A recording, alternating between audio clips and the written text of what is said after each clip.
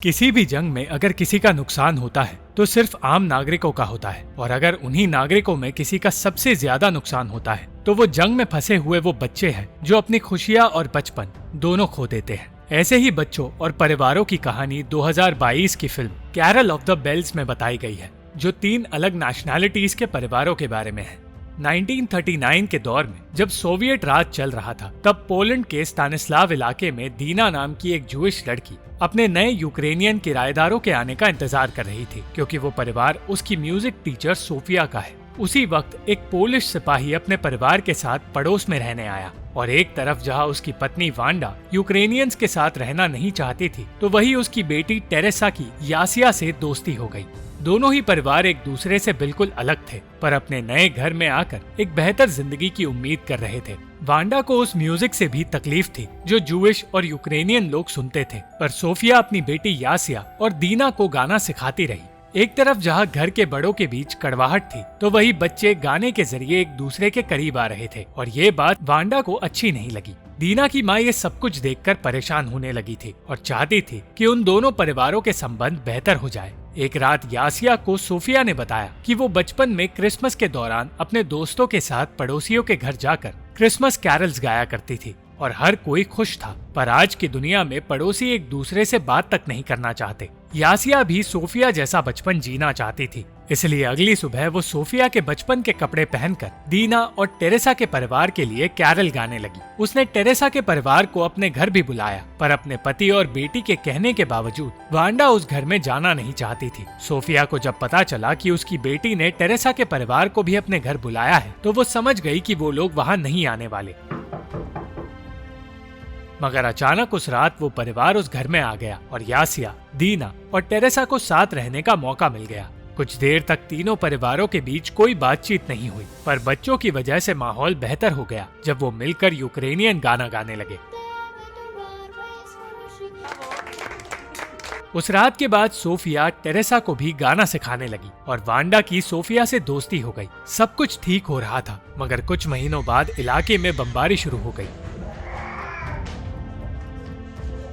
और तीनों परिवारों को बंकर में छुपकर रहना पड़ा। वो लोग जिन्हें मुश्किल से शांति से जीने का मौका मिला था, अब नाजी जर्मनी के हमलों का शिकार बन गए।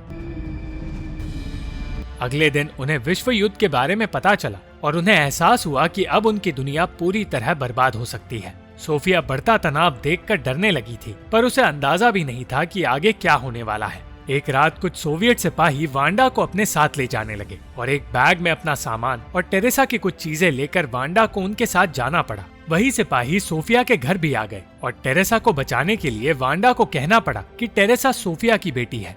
वांडा के साथ साथ सोफिया की नौकरानी की बेटी को भी ले जाया जा रहा था, और अपनी माँ के जाने से टेरेसा बुरी तरह परेशान हो गई। दीना और यासिया इस उम्मीद में थे कि वांडा फिर से लौट कर आएगी, और सोफिया टेरेसा की मदद के लिए उसके कागज ढूंढने की कोशिश कर रही थी जो वांडा छुपा कर गई थी। कागज मिलते ही सोफिया टेरेसा को अपने घर ले गई और इस बात को 2 साल बीत गए और टेरेसा अपने माता पिता के बिना जीने की कोशिश करने लगी। कुछ वक्त बाद नाजी जर्मन्स ने उस इलाके पर कब्जा कर लिया और अब दीना के पिता का डर बढ़ गया, क्योंकि उसका पूरा परिवार जूइश है। उसे उसके पूरे परिवार के साथ सरकारी दफ्तर में बुलाया गया, और जब यासिया के पिता ने बताया कि उसके जूइश साथियों को भी काम पर जाने से रोक दिया गया था, तब उसने अपनी पत्नी और बच्चों को घर में रहने की सलाह दी।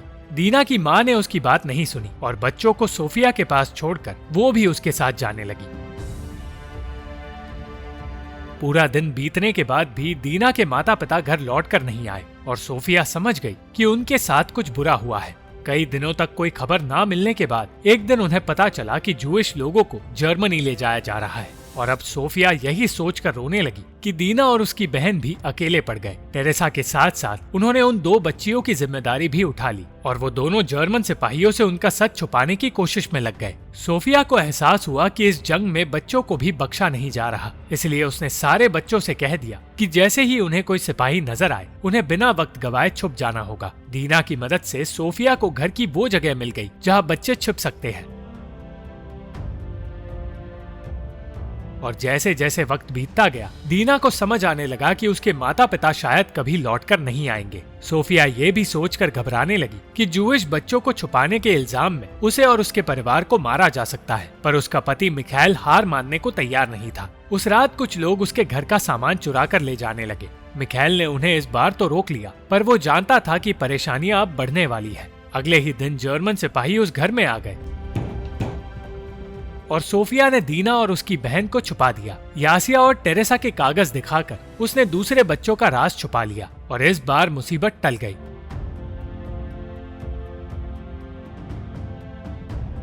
बच्चों को संभालकर सोफिया और मिखाइल ने उनके छुपने की जगह को बेहतर बनाया और हालात पहले से बेहतर लगने लगे। कुछ और वक्त बीता और दीना की बहन तालिया घर से बाहर निकलने की जिद करने लगी। उसे कोई भी रोक नहीं पाया और टेरेसा को उसे ढूंढने घर से बाहर जाना पड़ा। टेरेसा को अपने सामने देखकर जर्मन सिपाहियों को लगा कि वो एक जूइश बच्ची है, इसलिए सोफिया को उन्हें टेरेसा के कागज दिखाने के लिए अपने घर ले जाना पड़ा। बहुत मुश्किल से सोफिया दीना को उन सिपाहियों से छुपाने में कामयाब हुई।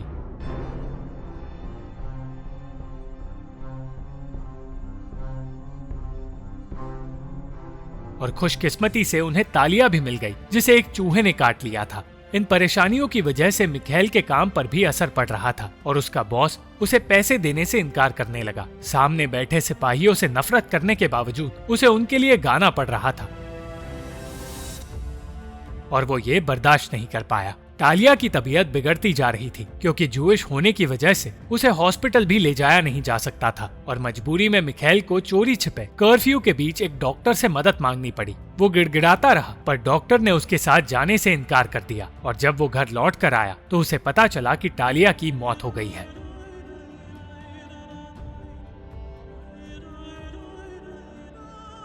35 साल बाद आज टेरेसा एक मशहूर सिंगर बन गई है और दीना के साथ किसी से मिलने की कोशिश कर रही है। 35 साल पहले तालिया की मौत के बाद सब कुछ बदल गया था। उनके पड़ोस में एक नाजी सिपाही अपने परिवार के साथ रहने आ गया था और मिखाइल अपने परिवार को बचाने की पूरी कोशिश कर रहा था। सोफिया ये सोच रही थी कि उनके हालात कभी सुधरने नहीं वाले, पर मिखाइल ने उसे समझाया कि कोई भी जंग कभी न कभी खत्म जरूर होती है। अचानक एक दिन सोफिया को पता चला कि यासिया नाजी पड़ोसियों के घर जाकर कैरल गा रही है, क्योंकि उसे लगा कि ऐसा करने से वो लोग दीना को जिंदा छोड़ देंगे। उसकी इस हरकत से सोफिया नाराज हो गई, पर वो सिपाही और उसकी पत्नी यासिया की खूबसूरत आवाज के बारे में सोचकर अपना बचपन याद करने लगे। उस सिपाही ने अपने बेटे को सोफिया के घर गाना सीखने के लिए भेजना शुरू कर दिया, जिसकी वजह से दीना को पहले से ज्यादा छुपना पड़ा। दिन पे दिन पैसों की तकलीफ भी बढ़ती जा रही थी, पर म्यूजिक के जरिए वो परिवार बेहतर महसूस कर पा रहा था। एक रात मिखाइल सोफिया को उस थिएटर में ले गया जहाँ वो काम करता है और सोफिया पहली बार एक थिएटर में आकर खुश हुई। मगर उसी वक्त अचानक सिपाहियों ने औरतों को उनके घर भेजकर सारे मर्दों को बंदी बनाना शुरू कर दिया। सोफिया समझ नहीं पाई कि उसे अब क्या करना चाहिए और इसी परेशानी में पूरी रात बीत गई। अगले दिन वो मिखाइल को ढूंढती रही और लोगों से मदद मांगती रही, पर फिर उसे पता चला कि मिखाइल को मार दिया गया है क्योंकि वो क्रांतिकारियों की मदद कर रहा था। सोफिया की पूरी दुनिया खत्म हो गई थी।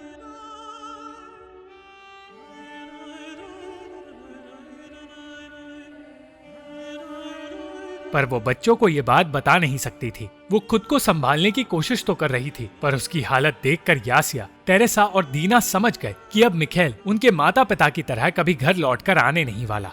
मिखाइल के साथ जो कुछ हुआ उसके बाद भी उसके पड़ोसियों को सिर्फ इस बात की फिक्र थी कि सोफिया उनके बेटे को म्यूजिक सिखाएगी या नहीं। अचानक उसी दिन उस घर की छानबीन शुरू हुई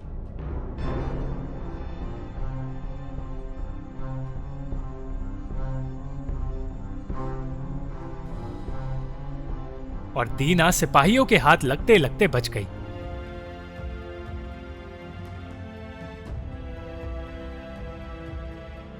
सोफिया के पड़ोसियों ने उसके घर खाना भिजवाना शुरू किया क्योंकि उनका बेटा यासिया को पसंद करता था, पर जो खाना उन्हें भेजा गया था वो सड़ा हुआ था और वो खाना ना तो सोफिया खुद खा सकती थी, ना ही बच्चों को खिला सकती थी। पैसों की जरूरत और भूख ने सोफिया को उसके सारे गहने बेचने पर मजबूर कर दिया, मगर गहने बेचने के बाद भी उसे भरपेट खाना नहीं मिला। कुछ वक्त बाद जब नाजी जर्मन जंग हारने लगे, तब सोफिया के पड़ोसियों को वो इलाका छोड़कर जाना पड़ा।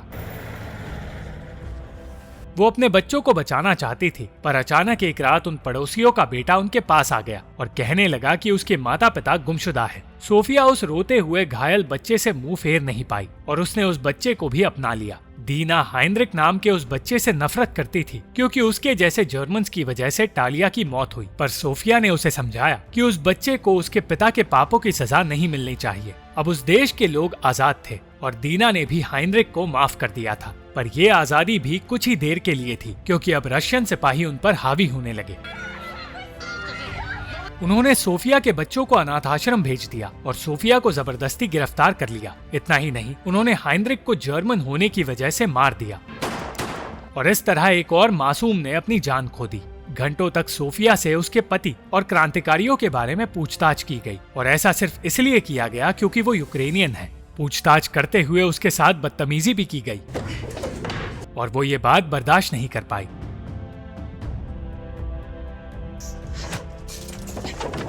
यासिया उस अनाथ आश्रम में अपनी बहनों के साथ तो थी, पर उसे एक पॉलिटिकल कैदी की बेटी की पहचान दे दी गई और इसलिए टैलेंटेड होने के बावजूद उसे गाने का भी मौका नहीं दिया गया। मगर जैसे ही उसे क्रिसमस कैरल गाने का मौका मिला, उसने हर किसी को यूक्रेनियन गाना सुनाया और इस बात की उसे सजा दे दी गई। सोफिया एक कैदी की जिंदगी जीने लगी और अपने अतीत को याद करते हुए दिन रात रोती रही। एक साल बाद किसी तरह टेरेसा की माँ वांडा उसे ढूंढते हुए अनाथ आश्रम तक पहुंची, मगर वहाँ उससे कहा गया कि वो सिर्फ दीना और टेरेसा को अपने साथ ले जा सकती है। यासिया को अब एक जुवेनाइल जेल में डाल दिया गया था, जबकि उसने कोई गुनाह किया ही नहीं था। उस बात को 30 साल बीत गए और आज यासिया आजाद हो गई है। वो 30 साल बाद अपनी दोनों बहनों से मिलने वाली थी, जिन्होंने बहुत मुश्किल से उसे ढूंढ निकाला। वो तीनों एक दूसरे से मिलकर अपने आंसू रोक नहीं पाई और मिलते ही उन्होंने वही गाना गाया जो वो बचपन में साथ गाया करती थी। इस तरह अपने खोए हुए बचपन को याद करके आखिरकार वो सब आजादी से अपनी जिंदगी जी पाई। Thank you for watching this video. अगर आपको ये वीडियो पसंद आई तो इस वीडियो को लाइक, शेयर और इस वीडियो पर कमेंट जरूर करें और इस चैनल को सब्सक्राइब करना मत भूलना।